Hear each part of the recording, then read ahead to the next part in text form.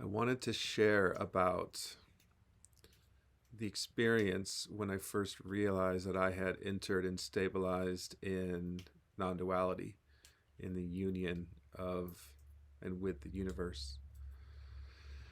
And I want to clarify right off the bat that this is not, for me, some ultimate state of eternal bliss and completion. Um, Rather, it's a state of union that I can enter and do enter frequently on a daily basis and beyond, but that I'm still working with my ego. I'm still looping back and processing shadow, processing parts of my life that I need to heal as I move through this glorious experience of this birth. And as a reminder, the path that I have been taught and that I follow is from my Taoist teacher, Lu Ming, who wrote a book called Dragon's Play that outlines 12 stages of human awareness, of human experience, of spiritual awakening. So in this pathway, there are 12 levels of awareness, and 6 of them are in duality, and then 6 more stages are in non-duality. So even in non-duality, we have a variety of experiences as we deepen into the vastness of the universe. And I'll in the notes below, I'll link some resources to outline what those 12 stages are for reference. So in the fall of 2020, I was at work, working hard. I was driving a truck at the time. My position was head of operations for an ice cream company, and we had some difficulties in downsizing during COVID, as many companies did. And so I was doing the job of much of my team, which included the distribution and the storage of much of our product.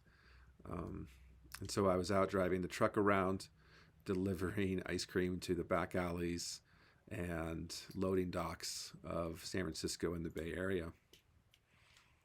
And during one of those mornings, during sunrise, I became aware, in the fall of 2020, I became aware that the sunrise was sweeter and brighter and more enveloping and more glorious than anything I had ever experienced in my life ever before. And I'm someone that notices these things, that has spent years living in nature, rising with the sun, watching the sky, and still this experience that morning in 2020 was this deep awareness of connection with the light, connection with every cellular volt of energy and heat and light and warmth and the colors that were coming through the universe to reach me in that moment, in that place and time. And I remember finishing that stop and going to a small park nearby to sort of take a little break. And I walked out into this small city park in San Francisco and sat on a bench and just looked around and started to laugh with joy and wonder about what was happening, what was going on. I remember feeling into the fabric of everything around me, feeling into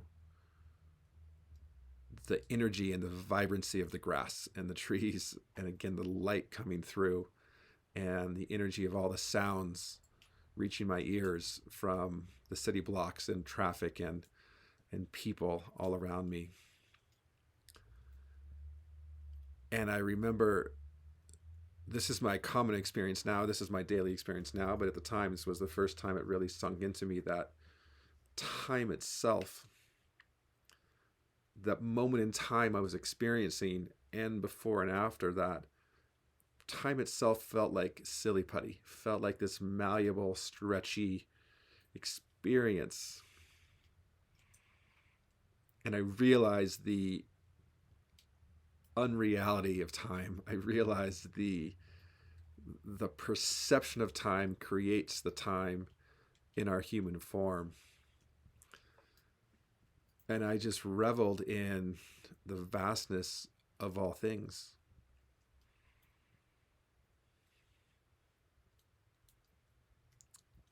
There was more. It was just this deep joy. And the joy was not based on anything, it was based on everything. The joy was based on, the noises of the trucks going by that might have bothered me if I had been in some other state of mind, created this ripple effect through the sound waves into my body in a way that was just made me giggle. And again, something more sublime, like the rays of sun coming through the trees. Yeah, all I could do was laugh uncontrollably, and shake my head and wonder at what an amazing experience it is to live in this earth, in this place, in this time, and to get to have this experience as a human, to have been so disconnected as a human with our five senses from all things, and then in this human form to be able to be reconnected with all things, to be reconnected with the energies of the universe across all space and time. It's and one of the paradoxes of trying to talk about this, of speaking to this, is that it's unspeakable because it's beyond thought. It's beyond words, because words come from our mind, and our mind cannot comprehend the place in consciousness, the place of experience, this place of heart connection with the energy of the entire universe. It's not something that our mind can rationalize and understand. It's something that our energy can experience and revel in with rapture. So I want to back up from that place a few months before, to the beginning of the year. And I have a couple of other videos that outline sort of the earlier progression of my awakening for 25, 30 years. This experience I'm talking about right now is in 2020. And my earliest awakening experiences, once I got past my childhood wonder and sort of shut that down, or that was shut down in me through some traumas that I experienced, and then my reawakening in college was in the early 90s. So just around 25, 30 years later, depending on the exact timeline we're talking about, I had many awakenings and many experiences, which I've discussed in that time. And here in this moment in 2020, I was so exhausted, and I'm going to loop back, but I was so exhausted and so, in some ways, despondent. I just didn't care. And it's not that I didn't care in the way that I was like suicidal. I didn't care, and like I was living my life, and whatever happened, I just didn't care. I had given up caring about the specifics of what exactly happened, and I was just living in the moment because I couldn't do anything else. And then this experience that I described happened. So earlier that year, in February 2020, my mom had been sick for several years with cancer, and she passed away a week before the COVID lockdowns in spring 2020. So my mom passed away and was dealing with that. And then a week later, when I was still trying to plan the funeral and get her death certificate and all of these things, the world shut down, and that became, every step became impossible and beyond frustrating. And I don't need to go into all the details of those experiences. We've all had our own version of what 2020 was for us. For many people, the following days, weeks, and months ended up being in isolation or quarantine with, with friends or family in some small isolated unit. And that wasn't the case for me because I worked in the food industry. I was head of operations for a small boutique ice cream company in San Francisco. And so what happened with us was that we had to downsize. Some of our stores had like a 90% drop in business immediately, right? Of course, no one was going out for ice cream. The world shut down.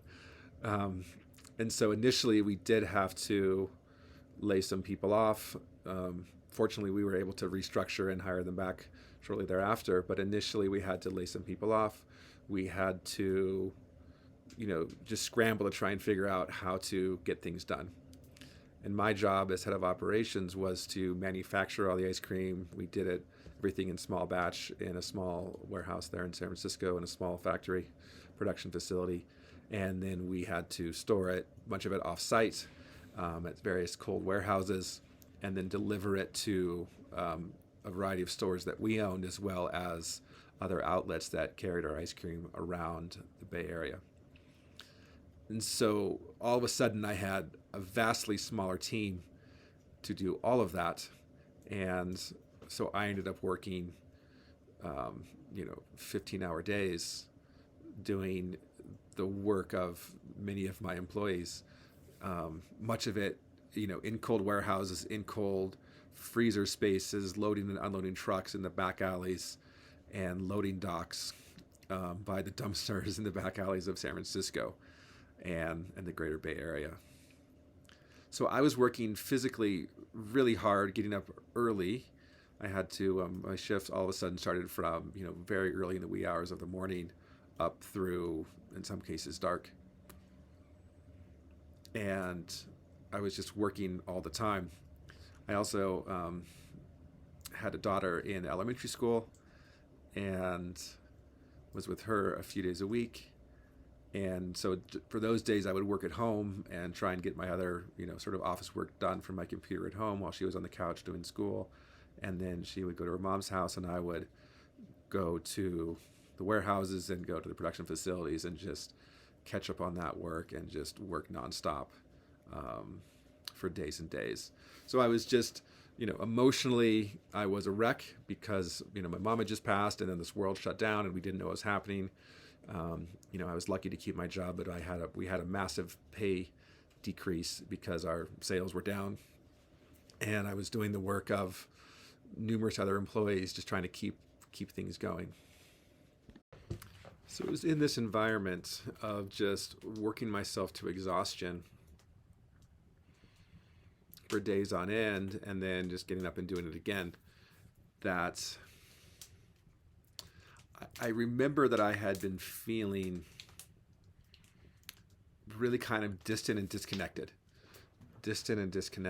And, at first I had attributed that to some depression, which wouldn't have surprised me. I have a history of depression throughout my life. But this felt really, really different.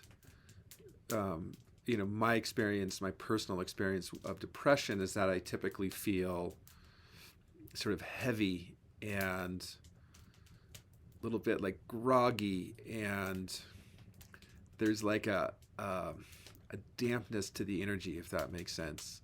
And it just feels dense. And the feeling I had in the spring of 2020 wasn't heavy and dense and groggy. It was clear and sort of crisp, but it was also disconnected and kind of distant. And I remember having some conversations with some friends of mine around this and just like really sort of curiously checking in with what was happening with me. because it was so different from my other experiences. Um, yeah, so for that whole time, I remember having these different experiences. I was like feeling like I was depressed, feeling like I felt removed from my normal life, feeling like I felt things were different, but I wasn't sure why or how. And this went on for months and months. And again, this period of COVID, went on for quite some time. And eventually we were able to stabilize our business and hire some people back. Oop, this fire is going for it. Stabilize my business and hire some people back and work normal hours. And then guess what? I still felt kind of disconnected. And this went on and on. So when I had those experiences in the late summer, early fall 2020, where I was up early in the morning and I woke up and was working at dawn and saw the sunrise and felt so euphorically connected, I realized that I had sort of entered a new sphere of energy, a new level of awareness, a new place of grounded connection with my life, with this body, with this energy of being human, and with the universe. And I realized that I had been in what my teacher calls stage 7, which is the first stage of non-duality. And I had slipped into that state of non-duality sometime in the spring. I don't know exactly when, because I was not clearly conscious of that shift. I just remember catching myself and feeling this disconnect that I described. So the first stages of non-duality in this 12-stage system that my teacher Liming wrote about, the first stage of non-duality is the emptiness, it's the void. So this is often called the dark night of the soul in a real way.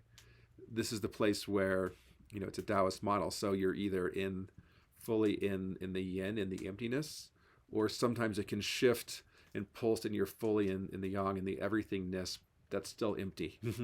So in this stage, nothing is integrated, nothing is grounded, nothing is connected in a real way.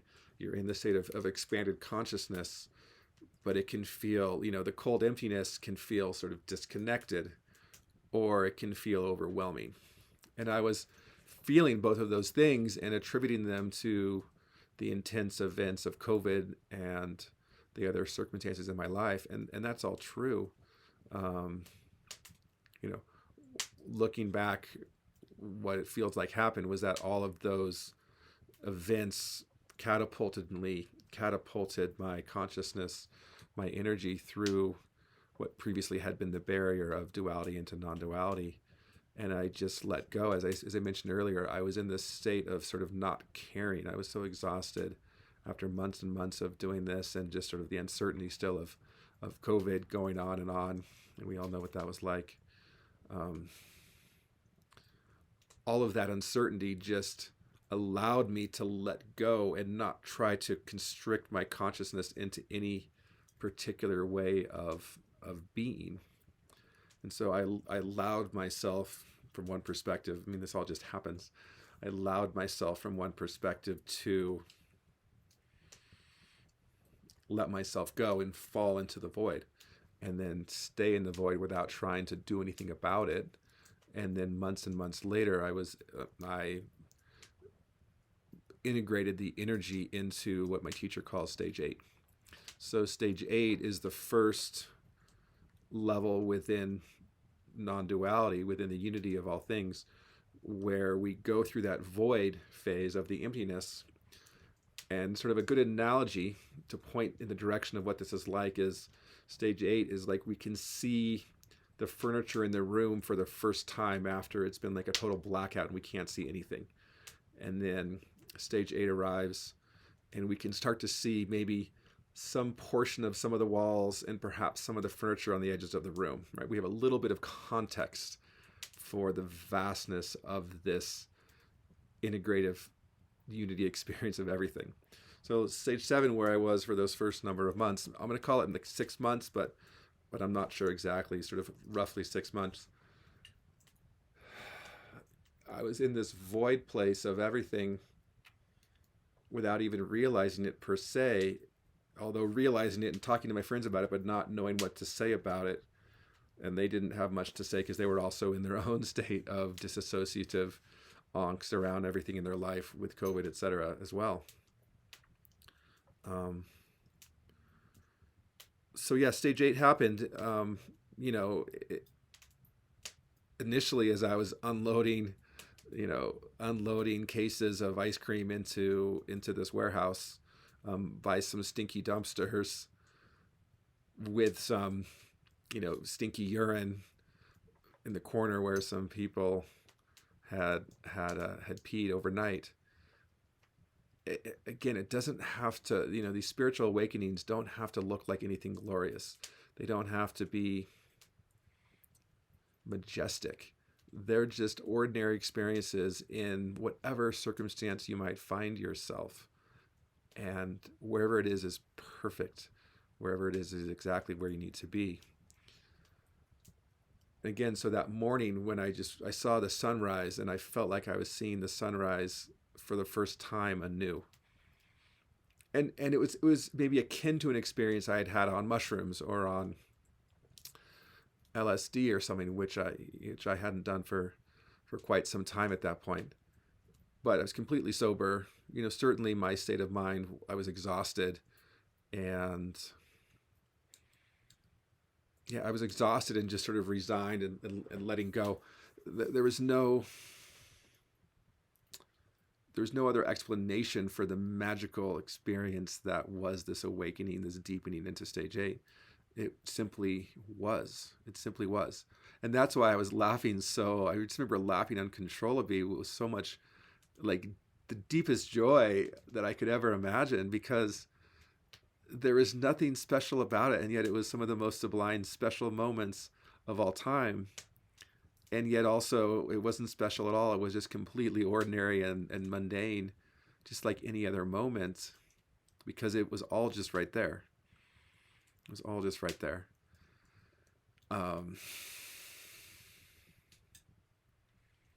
Yeah. Shortly thereafter, I had a whole range of other sort of corresponding experiences that went along with this awakening that I'll talk about in the future videos.